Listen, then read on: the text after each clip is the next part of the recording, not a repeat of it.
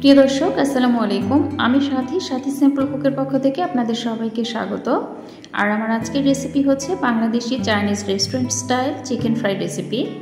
তো আশা করছি আমার আজকের রেসিপিটি আপনাদের ভালো লাগবে। আর এই চিকেন ফ্রাইটা ভেতর থেকে যে এতটাই জুসি, আপনারা যদি বাসায় একবার ট্রাই করেন তাহলে বাসার সবাই একদম এটার ফ্যান হয়ে যাবে, আমি গ্যারান্টি দিয়ে বলতে পারি।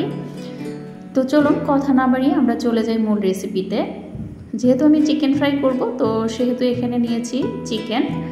আমি 5 পিস চিকেনের টুকরো নিয়েছি। আপনারা আপনাদের পছন্দ মতো এর পরিমাণটা বাড়িয়ে কমিয়ে নিতে পারবেন।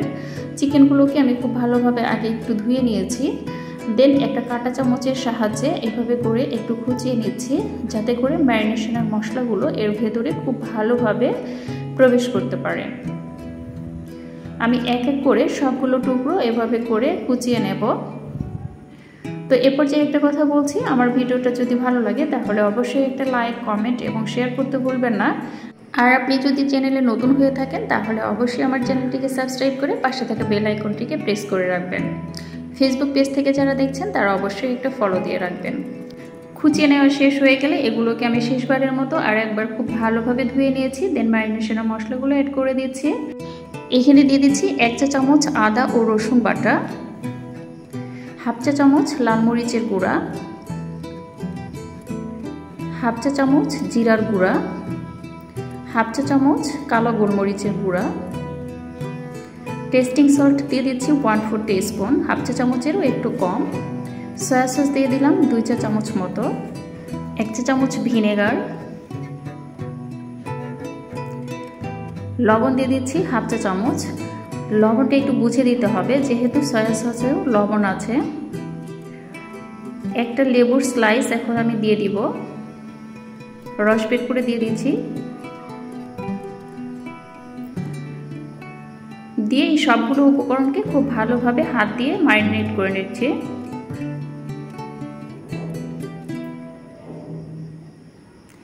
হাত দিয়ে মাখিয়ে নেওয়ার পর এই সবগুলো উপকরণ যখন খুব ভালোভাবে চিকেনের সাথে মিশে যাবে, তখন এটাকে আধা ঘন্টার জন্য রেস্টে রেখে দিব। দেন ফিরে আসছি আধা ঘন্টা পর। এখন এর সাথে অ্যাড করে দিচ্ছি একটা ডিম, আর সেই সাথে অ্যাড করে দিচ্ছি 1/2 কাপ ময়দা।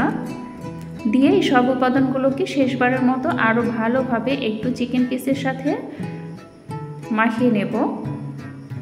চিকেনের গায়ে যেন মশলাগুলো খুব ভালোভাবে লেগে থাকে।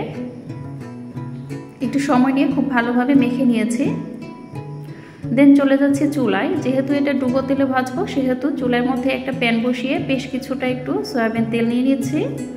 তেলটা খুব ভালোভাবে যখন গরম হয়ে আসবে, তখন আমি দিয়ে দিচ্ছি চিকেনের টুকরোগুলো। খুব বেশি গাদাগাদি করে দিতে যাবেন না, একটু ফাঁকা ফাঁকা করে এগুলো দিয়ে দেবেন। দিয়ে চুলার আঁচটাকে মিডিয়াম টু লোতে রেখে আমি এগুলো ভেজে নেব 10 থেকে 12 মিনিট মতো। প্রতি ব্যাচ 10 থেকে 12 মিনিট সময় নিয়ে আস্তে আস্তে ভেজে নিতে হবে। এতে করে ভেতরটা খুব জুসি হবে আর খুব ভালোভাবে কুক হয়ে যাবে, আর উপরটায়ও সুন্দর একটা কালার আসবে। আমি ঘড়ি ধরে 10 থেকে 12 মিনিটের মতো এটা আমি ফ্রাই করে নিয়েছি। আর চুলার আঁচটাকে অবশ্যই মিডিয়াম টু লো হিটে রাখবেন। চিকেনগুলো মোটামুটি আমার ভেজে নেওয়া শেষ। এখন আমি এগুলোকে উঠিয়ে নিচ্ছি। তো এই ছিল আমার আজকের রেসিপি। আশা করছি আমার রেসিপিটি আপনাদের ভালো লেগেছে।